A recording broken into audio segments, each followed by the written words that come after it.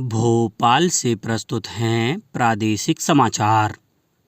नमस्कार, समाचारों के साथ मैं जितेंद्र रघुवंशी। पहले मुख्य समाचार। प्रदेश में अगले 5 वर्षों में 2.5 लाख सरकारी पदों के लिए होगी भर्ती।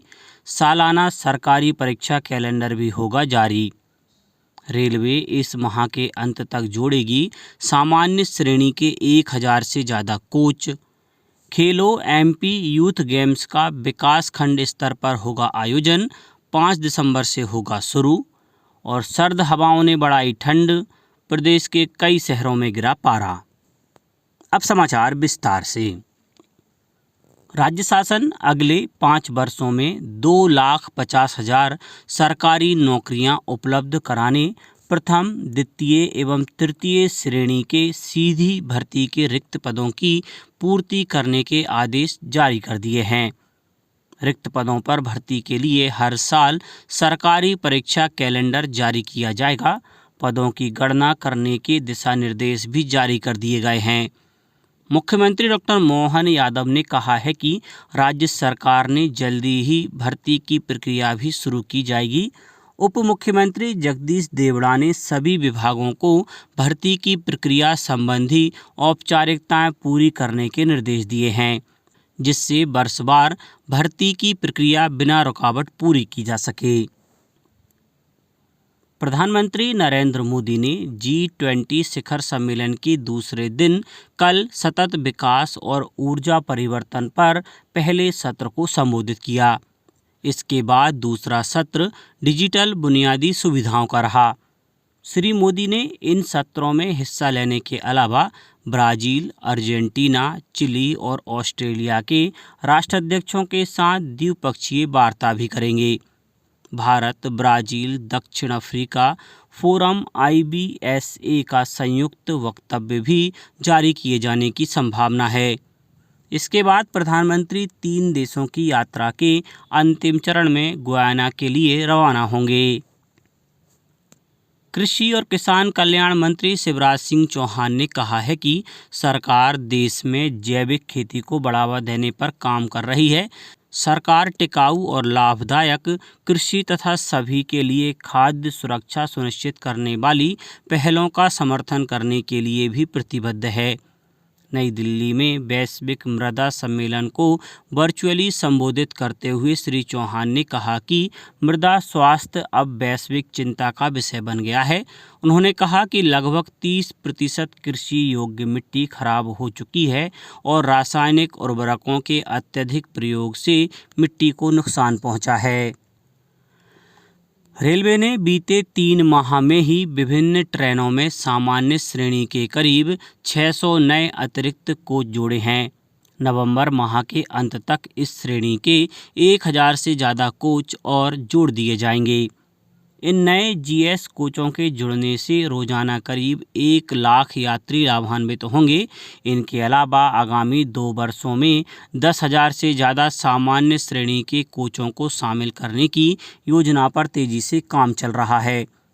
इधर भोपाल मंडल में रेल टिकटों की अवैध बिक्री करने वाले दलालों के खिलाफ अभियान के दौरान कुल 48 मामले दर्ज किए गए और 56 यात्रियों पर कानूनी कार्रवाई की गई। इन मामलों में 62,000 रुपये जुर्माने के रूप में वसूले गए। वरिष्ठ मंडल वाणिज्य प्रबंधक सौरभ कटारिया ने बताया कि इस अवधि में यात्रियों को करीब 69 लाख रुपए मूल्य का सामान लौटाया गया। केंद्रीय जल शक्ति मंत्रालय ने विश्व शौचालय दिवस के अवसर पर हमारा शौचालय हमारा सम्मान नामक 3 सप्ताह तक चलने वाला अभियान शुरू किया। इस अभियान का उद्देश्य स्वच्छता के बुनियादी ढांचे में सुधार, व्यवहार परिवर्तन को बढ़ावा देना और देश भर में शौचालयों की कार्यक्षमता और रखरखाव को बढ़ाकर सामुदायिक गौरव को मजबूत करना है।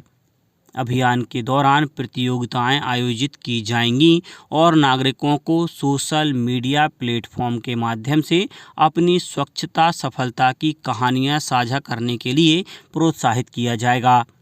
इसका समापन अगले महीने की 10 तारीख को होगा, जिसे राष्ट्रीय मानवाधिकार दिवस के रूप में मनाया जाता है।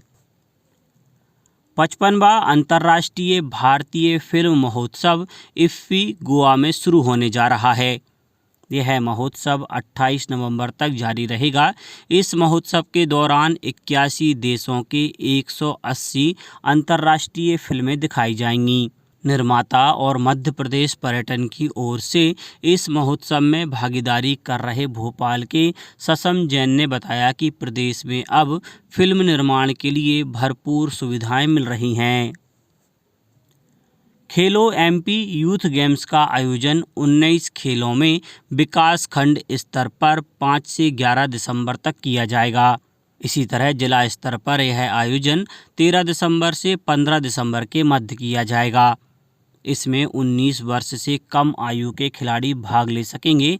आवेदन 30 नवंबर तक जिला खेल प्रशिक्षक और कार्यालय खेल और युवा कल्याण विभाग में जमा किए जा सकेंगे।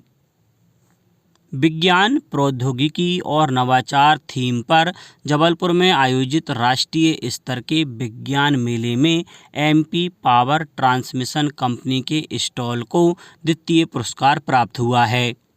जबलपुर में पहली बार आयोजित महाकौशल विज्ञान मेले में केंद्र, राज्य, सार्वजनिक क्षेत्र के विभिन्न उपक्रमों सहित शैक्षणिक संस्थाओं के 111 स्टॉल प्रदर्शित किए गए थे।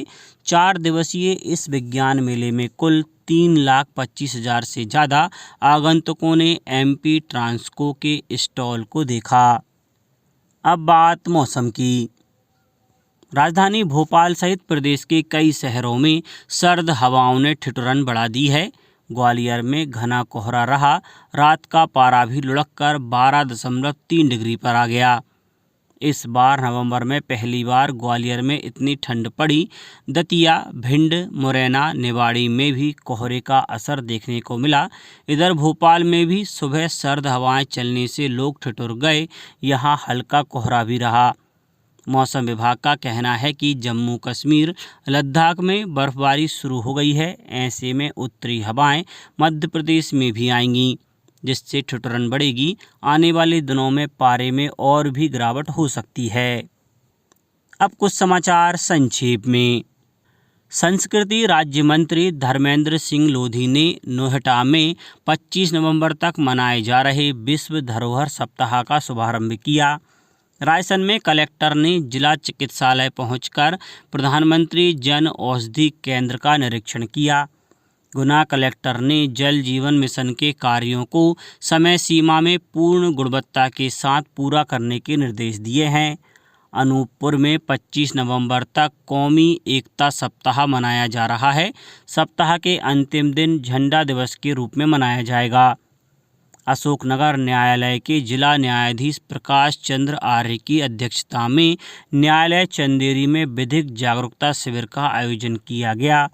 नीमच जिले में कलेक्टर ने नहरों की साफ सफाई एवं मरम्मत का कार्य प्राथमिकता से पूरा करने के निर्देश दिए हैं।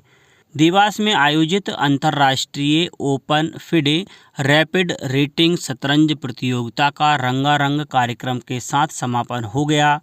S Dikshit third MP state ranking tennis प्रतियोगिता का आयोजन 23 नवंबर तक तात्या टोपे स्टेडियम भोपाल में किया जा रहा है। और 33वीं ऑल इंडिया जीवी मावलंकर शूटिंग शॉटगन चैंपियनशिप में मध्य प्रदेश राज्य शूटिंग अकादमी के शॉटगन खिलाड़ियों ने 8 स्वर्ण, 5 रजत सहित कुल 13 पदक अर्जित किए। अंत में मुख्य समाचार एक बार फिर। प्रदेश में अगले 5 वर्षों में 2.5 लाख सरकारी पदों के लिए होगी भर्ती। सालाना सरकारी परीक्षा कैलेंडर भी होगा जारी। रेलवे इस माह के अंत तक जोड़ेगी सामान्य श्रेणी के 1000 से ज़्यादा कोच। खेलो एमपी यूथ गेम्स का विकास खंड स्तर पर होगा आयोजन, 5 दिसंबर से होगा शुरू। और सर्द हवाओं ने बढ़ाई ठंड, प्रदेश के कई शहरों में गिरा पारा। आज के इस बुलेटिन में बस इतना ही। नमस्कार।